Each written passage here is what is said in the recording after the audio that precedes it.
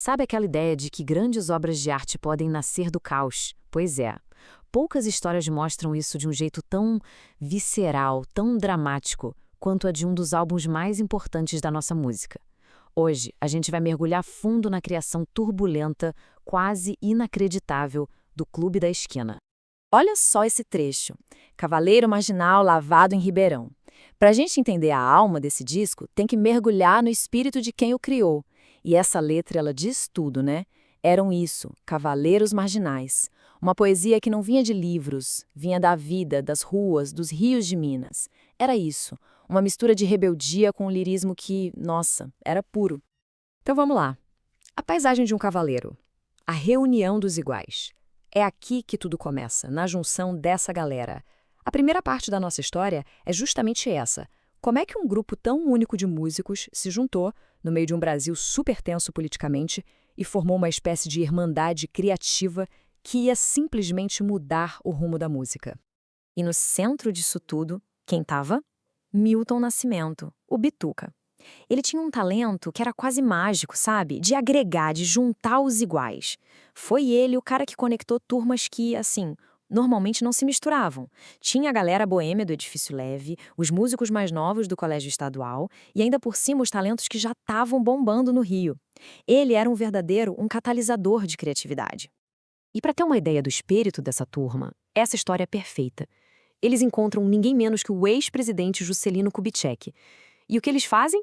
Em vez de uma música formal, sei lá, eles mandam uma serenata com o Beco do Mota, que era uma música sobre a zona de prostituição de Diamantina. Imagina a cena. A ousadia era tanta, mas tanta, que uma revista chegou a chamar eles de Beatles brasileiros. Isso já mostra o nível de reverência e a coragem dessa galera. Ok, agora a gente avança. A Casa da Criação, um santuário do caos. Para fazer um álbum duplo, eles precisavam de um refúgio, né? Um lugar para se isolar e criar. E eles acharam esse lugar, uma casa em Mar Azul. Só que esse lugar, ele virou duas coisas ao mesmo tempo. Um santuário de inspiração e um palco para uns excessos bem perigosos. A rotina lá em Mar Azul era uma contradição em pessoa. Pensa bem, o Bituca acordava todo mundo bem cedinho para um mergulho no mar. Era quase um ritual de saúde, de renovação. Lindo, né? Só que, ao mesmo tempo, as garrafas vazias não paravam de se acumular, o caos era a regra e a pressão para entregar um álbum duplo era, assim, esmagadora. A linha que separava a genialidade da autodestruição ali era muito, muito fina. E foi aí que a coisa começou a desandar de vez. O consumo de álcool virou uma temeridade, como diz a citação, ou seja, uma imprudência gigante.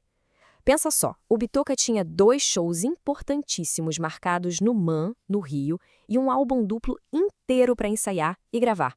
O projeto todo estava em risco. A tensão ali dava para cortar com uma faca. E essa tensão toda, ela explodiu. O colapso de um concerto, o confronto no MAN. A gente chegou no ponto mais baixo da jornada. Um show que era para ser um triunfo, mas que se transformou num desastre. Um desastre público e muito, muito doloroso. E quem estava ali, nos bastidores, sentia no ar que algo ia dar muito errado. O sentimento não era de apreensão, de nervosismo. A palavra usada é apavorado. Era pavor mesmo. O estado do Bituca antes de subir no palco era tão, mas tão preocupante que a única esperança era um milagre. Mas o milagre não veio. A cena que se seguiu foi trágica, quase de filme. A banda, sem saber o que fazer, ficou repetindo a introdução da música. 1, 2, 3 vezes. Aí o Bituca finalmente entra e a plateia, claro, vai à loucura. Ele levanta o braço para saudar todo mundo e, nesse momento, ele perde o equilíbrio. E cai para trás, como se fosse em câmera lenta. Ele cai com tudo em cima da bateria, chega a rasgar o bumbo. E aí, um silêncio. Um silêncio terrível tomou conta do lugar. Mas aí, o que aconteceu em seguida foi simplesmente extraordinário. Num lance de pura genialidade, o guitarrista, o Fredra, pega o microfone e transforma aquele desastre pessoal num manifesto político. Ele fala: o que vocês estão vendo aqui é o resultado de 8 anos de opressão e ditadura que crucifica o artista. Ele ressignificou a queda, transformou aquilo num ato de sacrifício na hora. E a reação do público foi inacreditável.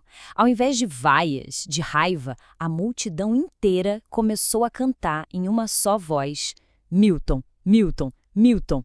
Eles transformaram o que seria um momento de humilhação total em uma homenagem. Nossa, super emocionante.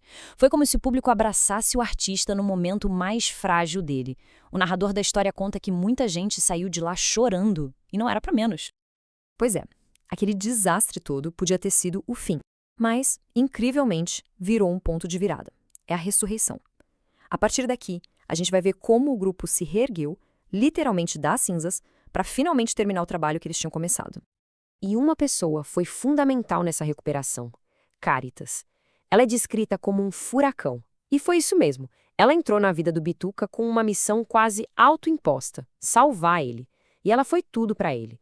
Virou empresária, amiga, amante, mãe, camarada, o que precisasse. Foi ela quem o ensinou a ter mais amor próprio e, nas palavras do livro, o impediu de ser sugado de volta para dentro da garrafa. E aqui está o grande ponto de virada, de forma bem clara. Aquela energia caótica, totalmente destrutiva de Mar Azul, ela deu lugar a um foco, a uma disciplina dentro do estúdio. O fracasso público lá no MAN forçou uma espécie de ressurreição privada, sabe? O grupo se uniu de novo, mas dessa vez para canalizar todo aquele talento de um jeito produtivo. E vale ressaltar uma coisa muito importante. Apesar de todo esse caos, de tudo que estava acontecendo, na hora de fazer música, o talento do Milton era inegável. Dentro do estúdio, a palavra é essa mesmo: espetacular. Mesmo nos piores momentos da vida pessoal, a genialidade musical dele brilhava e acabava inspirando todo mundo que estava ali. E então, finalmente, o nascimento da obra-prima. E a resposta do mundo. Depois de tudo isso, o álbum nasceu. Mas a jornada dele, essa estava só começando. Chegou a hora de mostrar para o mundo e esperar para ver o que ia acontecer. E a primeira audição oficial? Esquece glamour, escritório de gravadora, nada disso. Foi num barracão, um apartamento pequeno de fundos de um dos músicos. A sala estava entupida de gente. Amigos, família, outros músicos. Para se ter uma ideia, até o grande Paulinho da Viola estava lá, espremido no meio de todo mundo. Foi um momento totalmente comunitário, uma celebração de um trabalho que foi feito por aquela irmandade e para ela. E esse espírito de comunidade, de colaboração, foi parar até na icônica capa do disco. A ideia original era essa: fotografar todo mundo que teve alguma ligação, direta ou indireta, com o trabalho, sem exceção. No fim, aquela famosa imagem dos dois meninos na estrada de terra, um branco e um negro, acabou capturando perfeitamente essa alma de união, a essência do Brasil que o disco tinha. Só que a resposta da crítica especializada foi um balde de água fria. Foi brutal. Falaram que a voz do Loborges era chinfrim, ou seja, de péssima qualidade. Que as letras eram desagradáveis, que rolavam como pedras dentro do ouvido. E o pior, um crítico chegou a decretar com todas as letras que Milton Nascimento estava acabado. Imagina ouvir isso. Foi um golpe devastador para todo mundo. Porém, o tempo é o senhor da razão, não é? A história se encarregou de fazer justiça. O tempo provou que todos aqueles críticos estavam redondamente enganados. Hoje, o Clube da Esquina é aclamado no mundo todo. É uma obra-prima, atemporal, que está sempre lá no topo das listas de melhores e mais influentes álbuns da história do Brasil. O legado foi finalmente reivindicado. E tudo isso nos leva a uma reflexão final, né? A história do Clube da Esquina parece provar que sim, a beleza pode nascer da desordem total, que a genialidade muitas vezes caminha de mãos dadas com a turbulência. Fica a pergunta: será que o caos é um ingrediente necessário para se criar algo que seja verdadeiramente extraordinário? A resposta, bom, talvez a melhor forma de encontrá-la seja ouvindo esse disco de novo, com outros ouvidos.